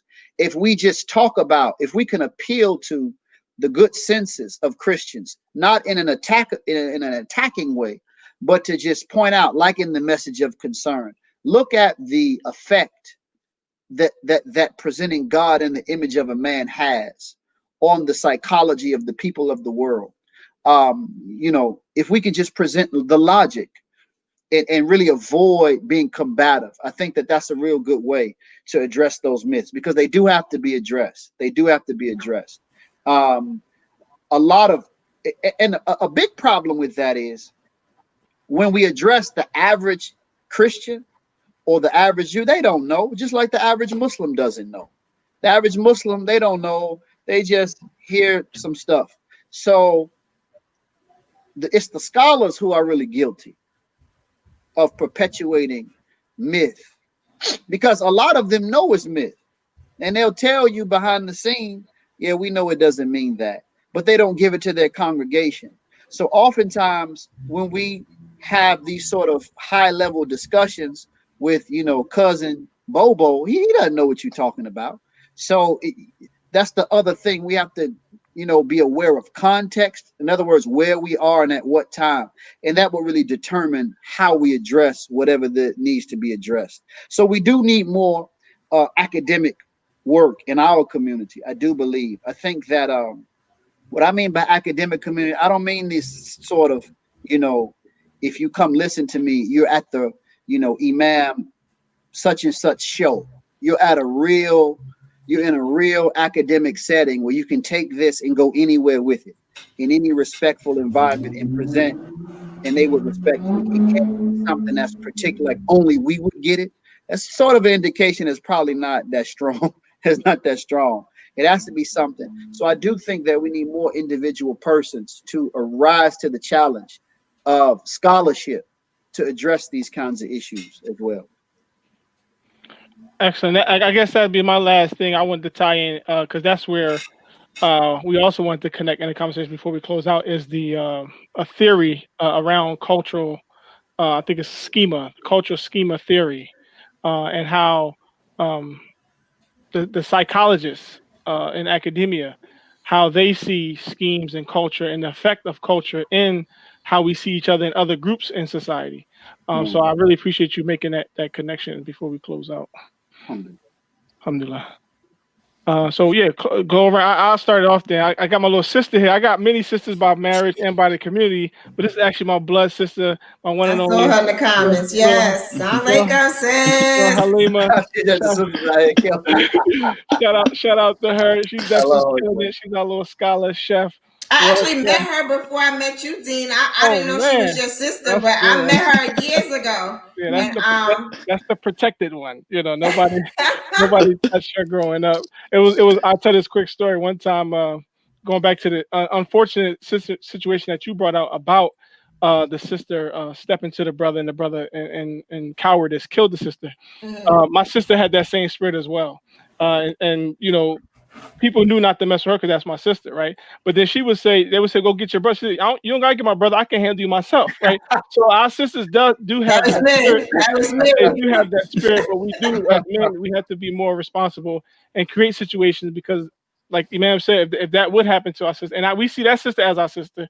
Unfortunately, we don't know her person, but we have to take that attitude as well. That's right. Yeah, no, that was definitely me. You couldn't say nothing to my brother. The whole world gotta go now. Don't say nothing to my brother. The whole world gotta go. So we doing closing remarks? Yes. Okay. So I mean, I enjoyed this conversation. I think culture is influential, right? We can't necessarily separate ourselves from it, but we have to separate ourselves from the parts of it that are not in alignment with what we say we believe. And I feel like overall, we're not necessarily taught to do that. So conversations like this are really good just to kind of bring that out. You know, sometimes we crave for the thing that we really shouldn't be connected to, but we're not thinking high enough to know that, we can create the alternative. Sometimes we're looking for other people to create the alternative for us. But we can be the creators of that alternative so that, it doesn't feel like we're living this, monk type life, which we're not called to live that anyway. But I think a lot of people sometimes get caught up in that. It's sort of like, well, why can't the kids just watch what they want to watch? And why can't I, do this and do that and do the third thing? And we're not always conscious of what those things that we want to be so involved in, what the impact that it has on us as a people. So I say, think higher, be creative, pour out of what's in you out into the world and be the creator of that culture that falls in line with what you say you believe. Let's stop just being believers on Friday, Juma, or Ramadan, or if we're Christian on Sunday. Like let's stop just being those people. Let's bring into alignment let's bring those things in alignment into what we believe. Nobody else? Who's going next? Who's next, man? Who's next? You gotta go call people out, man? I'll go. I think this exchange, as always, I think this platform is very beautiful, that what we have established. And it's your platform. It's the people in the audience's platform, too. So it's not just us four up here on the screen that you see. We go off of your participation. We go off of your energy. We go off of your feedback. We appreciate your feedback, and we definitely appreciate the fact that you all tune in. That's my first remark. My second remark is that I agree with you, Sister Marsha, and I will also say that the change that we all desire, everyone wants to talk about this, all that, and like it ain't this, it ain't that. Well, we got to start looking at what we are doing as individuals, because if we're not doing what we should be doing as individuals, then we can't expect others to do for us or others in the community, because it's too burdensome. So I'm saying it's too burdensome to a point where, now we have to deal with the gripes and the groans of the same people who keeps griping and groaning. You know, that's what I'm saying. It's not productive. And our centers of religious practice should not be our limitation. It should not be our limitation. It should not serve as a jail cell for us. It should not serve as anything other than expansion for us. You know what I'm saying? The masjid, the church, whatever the case may be, is there, but that's not the end result. That's not what we should be just comfortable and content with, is what I'm saying. We have a lot of people who are content with, well, if we have such and such open for Friday, good. I'm fine with that. But no, even in that surah, Jummah, even it says after you pray, it says go do what? Go back to work. Go back to seeking the material earth, to meeting with the material earth, to being in the race towards all that is good. Not to go back and obviously do bad on the earth, but go back and seek the bounties that's widespread for us. So, we are workers, and let's become more of workers, like the bees, like the ants, those who constantly work. And I think we'll be on the right track. Brother man, tag, you're right. Yes, sir. Yes, sir. So really, I really like what Marsha and Bilal said. I mean, you all, it sobers me up. I mean, I like that. So I'm with. I really. We got a good teacher. Yeah, I thank a lot for you all. I mean, this is a really good. This was a really good conversation. And just the spirit is always positive. Again, I just really salute you all for this programming, and everyone that's listening, please, just keep sharing, share, and get other people involved to tune in to New Freedom Exchange. So I think that we're doing good in our respective works, and I just pray that Allah increase us in more success. So, as you all continue to build, we just have to, and as we build, we'll keep everyone informed, and we're going to grow. Don't for everybody, make sure you get your true detergent and your Coral Oral toothbrushes and your New Freedom bean pies, and just look, we let's invest in each other. Mm-hmm. Let's invest in each other, and if we can't do that, let's pray for each other, keep each other in our du'as, so we just remain strong as a group. Not only those of us who are kind of in constant contact with each other, but for our community as a whole. We have people that are doing good works all over. So I'm just happy to be a part of it. I really am, and I really see myself as blessed to be able to serve, to be able to help all of us. So I just would like to see us continue to grow in that regard. Excellent. A couple more. We got a few shout outs Bilal gave, but before we do that, we also got the Will of Faith to see what's the next topic for discussion on the next episode. Let me pull up the Will of Faith up in here. I also found a I think that language we addressed earlier, which we'll probably address on another show, about the four birds. I came across the book Applying the Teachings of Imam Muhammad from Mubashir Uqta. I think he uses that expression as well. I also want to give a shout out. I see one of our dear sisters from Alexis, Washington. She's from the Revolution of the Mind book club. So if any of you are interested in joining the book club, very serious minded there. They once a month they pick a book and they go over it collectively, and they extract from the book, and they build their life upon those principles. So shout out to her and all those in the book club. So here, for no further ado, here is the Will of Faith. What topics are left? The state of science. That's the one. That's the one I wanted anyway. The state of science. That's right. And that's what I'm saying. More of that to come, because obviously, the Muslims were very much involved and very much responsible for a lot of the scientific innovations that took place, across this world, and also the science and religion. I want us to dive into that and the connection between science and religion, and that the two are, in my opinion, are not to be separated.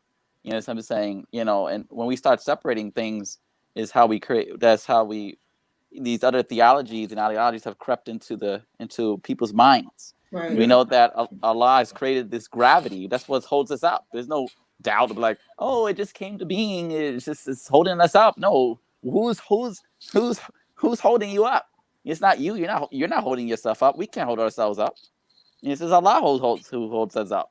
It holds this earth up. Otherwise, there's no gravity. We won't be able to exist on this planet like that. We'll be bouncing all over the place. So yeah, so that I'll be looking forward for that discussion. Bilal's a scientist, man. He's about this is thing. Yes. This is it. A few more announcements before we let you go. The Imam did mention get your New Freedom Pie. Yeah, let's bring that up, man. New Freedom Pie. I just ordered my pie kit. I ordered my pie kit. You know, you all need to do the same. We encourage you all to do the same. New Freedom Pie on Facebook. It's New Freedom Pie. Also on Instagram is newfreedompie.com. The website to place your order is the. Let me show the people what we're looking at, because the people think it's a game. You gotta show people, man. Boop. That's it. That's what you're gonna get. You're gonna get this pie kit, right? On the right hand side, it's gonna have the mix. It's already mixed for you. The labor is done. All you have to do is put the mix inside the graham cracker crust. You see on the left side. You heard it first. Graham cracker crust. No one else. No, I'm not gonna go there. I'm not gonna start no trouble. Just listen to me. Put the mix inside the graham cracker crust. Put it in your oven. The instructions actually to preheat and to heat your oven is actually on the flip side of the thank you card. So you can't go wrong. And it should come out and it should look like this. Oh, let's put that up. Let's bring that up. Yep, there we go. It should look like that. And that looks good even on the screen. You know what I'm saying? Even on the screen. So it's $15 for the kit. Okay. That pie ain't stand no chance in my house. $15 for the kit. They have the traditional pies. They have the traditional pie already made for you if you want those, the 9-inch ones. And if you want the bean cake, if you want that, that's 9-inch too. You can order those. But I really would suggest everyone to get the kit, because the kit is good for if you have a family. If you have family or friends, you want them to invite them over to the house and enjoy a nice bakery activity. This would be a perfect, thing for the kids or whatever have you. So definitely take that out. And if you're just not in this locale, it's a way for you to be able to get it. Right. And we also have our CMOS. Let's bring that up. People thought that was fake too. I don't know. I don't understand people, man. Look. Wow, you are hilarious. This CMOS right here, brothers and sisters, is from Zanzibar, Tanzania. Okay, it's purple CMOS, the real deal. You know what I'm saying? We have it by 50. We're selling it now. We got shout out to Sister Shelly. Sister Shelly is on here. She supported. Her order is on the way. What's the price? What's the range again, Dean? What's the range? About 50 grams and half pounds left. 50 grams at $5. Okay, here we go. 50 grams at $5 and a half a pound for 15. Half a pound for $15, and 50 grams for $5. Okay, and this is what it looks like. This is wild harvested, as they say, scientifically, meaning that it's you're getting it from the source. So they're harvesting it here in the ocean, as you see, and then what they do is that they clean it off after they pick it. After they pick it from the ground, they clean it off, and then the brother that we have, he packages it for us and sends it over. You know what I'm saying? I would advise anyone ordering after you get it to wash it off again before your use with it. And just real quickly about the CMOS, I just wanted to say to everybody that it's not for everybody. I understand some people are not into it. That's okay. It is related to the seaweed family. And the seaweed family is very rich in fiber, So there were independent studies done that came to some of these studies that suggest that CMOS is very rich in fiber, very rich in minerals and vitamins, and it has 90 to 92 of the vitamins and nutrients that's needed for our bodies on a daily consumption level. I know people who use it for smoothies, who make smoothies out of it. I know people who use it for pudding. Actually, make CMOS pudding with other ingredients in it. You would have to mix it with other ingredients because it's not going to have a good taste if you just eat it raw. I would never advise you to eat it raw.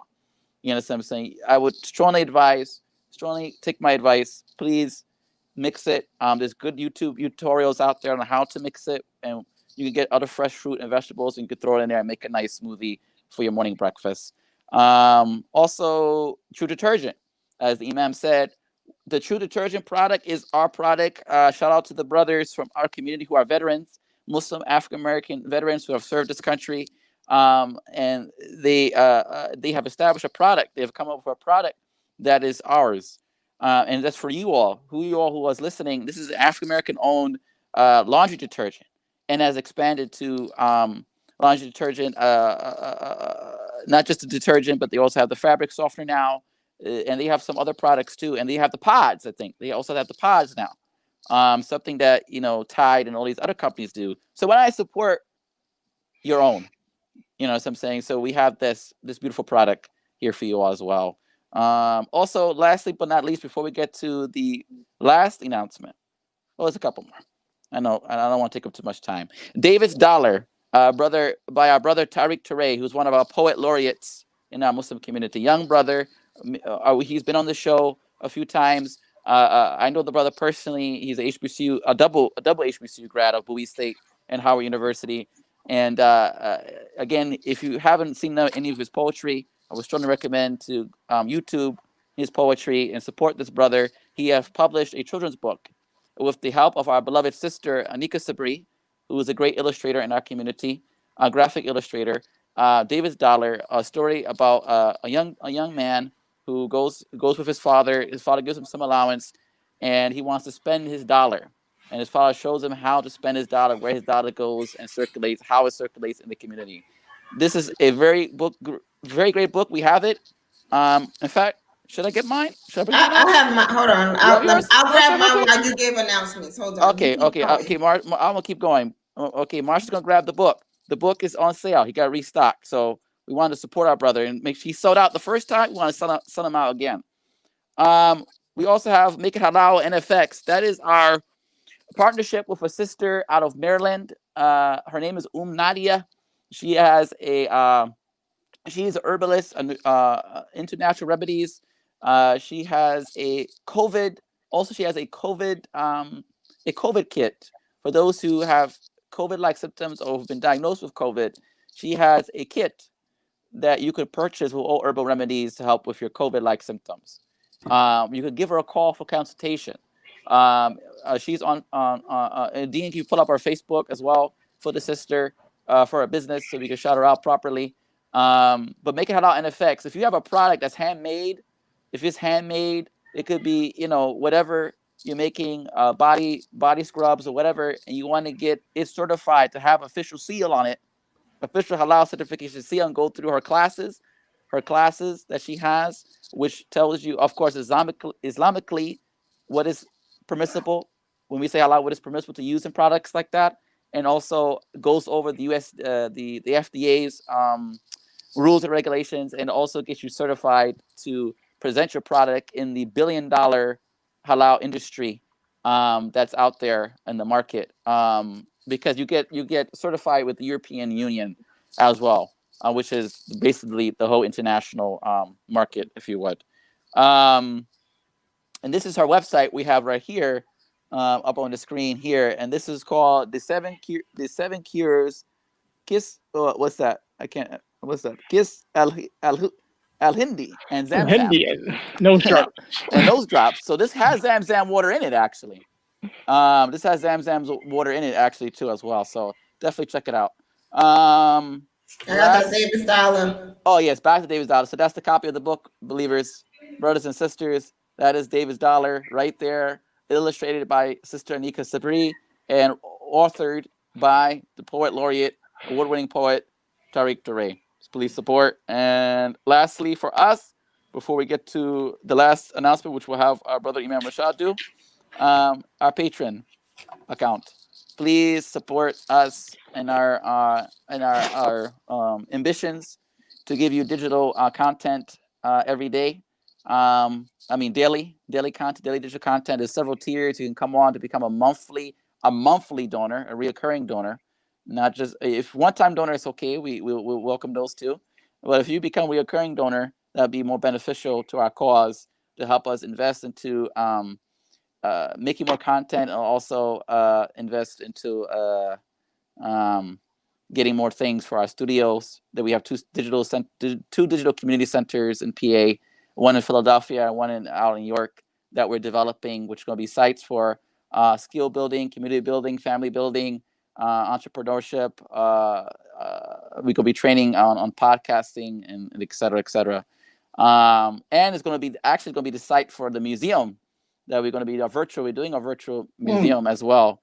With the artifacts that we picked up from our beloved brother Lester Muhammad, who served as a lieutenant actually in the Nation of Islam, and he has a bunch of historical artifacts. Even I'm not going to spoil it. Wait and see. He's going to help us he's going to help curate it for us, and we're going to bring it to you all for you all's consumption. Last announcement is the WeBuyBlack.com. We're going to have our brother Imam Rashad introduce the commercial that we're about to play from Sharif, which is oh yeah. Yeah. What about it? Well, look, I don't know come what on, the commercial man. is. No, it's just come on. Yeah, I'm not good like that, man. Well, all right. What we do want to encourage. Just encourage people about the platform. That's the best introduction. Oh yeah, if you don't follow We Buy Black already on Instagram, please do. Go to the website. Also, right now there's I'm not using the correct language, but there's a bundle. So we have we have dish detergent, light bulbs, clothes detergent, toothbrushes, and you can buy a box. You can purchase your box. Replace whatever we're making in our community. It's black owned, African American owned. You want to put away Tide, you want to put away Dawn Ultra, and everybody else, you want to use the black owned product. And then for us, particularly, these are Black Muslim products as well. So it's very important. And we have to understand, similar to what you just mentioned about the support. I mean, African American businesses. I mean, the We Buy Black team, it's an African American team. We spend our money with each other. The more of us that are empowered economically, the more we can continue the process of spreading that dollar. So please, please, please support. Oh, that's the bundle. There you go. Yeah, it's the big black bag. Yeah, that's the big black bag. And it has all those products. Actually, it has the mouthwashes in there, and there's also the light bulbs. The light bulbs are in there, and the batteries. The Harriet Tubman batteries is also in there. And I think to the left, that's the shampoo and the conditioner to the far left, right. if I'm not mistaken.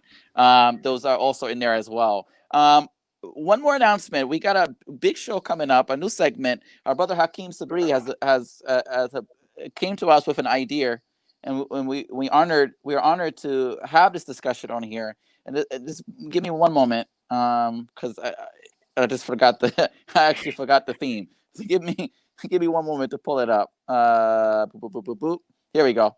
The theme is birthed in a nation, growing into community. This is for that age bracket who was actually born into the Nation of Islam. It actually was part of the first. You know what I'm saying? How they want to discuss.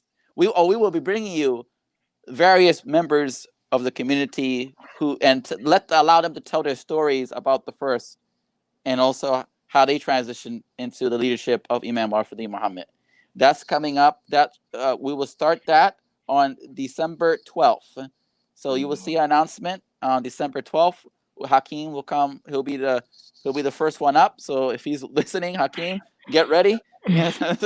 You're next. You know what I'm saying? And then inshallah we'll have a couple other brothers and sisters who have been recommended. Or if any brothers and sisters who are on here right now who want to get a piece of that action, just comment. No, we would love to hear from our elders. You know what I'm saying? Because I think it's important for us to well, that's understand. true, because you want to hear, you want to get the record straight, right? Because you hear a lot of people who give their perspective and their opinions about things that they didn't experience. So that's why we wanted to support that effort as well. Yes, and that's it. That's all my announcements. Deen, I know I was talking too much, man. It's a wrap. No, it's all good. We're just gonna close out with that track or that promo for Morals Over Money. And that special poem from Muhammad Ali. Okay. Until next time. Peace. Assalamu alaikum, everybody. How could you grow when every day somebody is throwing something in your face? We always got somebody in our face pulling us in each and every direction, trying to tell us what to do. Like, you should do this to be famous. You should do this to make money. You should do this to be a poppin' person, like poppin', you know what I'm saying? We just really don't have nowhere else to turn. Fate loaded my ways and it's showing me through a cannon. Experience will teach and the lessons what made me clever. Money will make the way, but the morals bring it together. Many ways to improve, but the hustle's making me better. Milking the cash cow while I'm focusing on this cheddar. I'm determined to build more, ask Jeremiah. Prepared to fire my desire, leading to a choir. Too busy singing on the team, you should lead the choir. Her name Peaches on the street, but it should be papaya. No, my talk is different and I'm awkward gifted. I'm often shifted from that street talk, lost ignition. The lost tradition of a man's code. Look at where a man goes, turn us into man goes. Never where this man go. More of a doer than a talker now. The hustle, a consistent marathon. I never walk around, the people will pray on your downfall. Never talk around, did a lot of foul things in life I never talk about.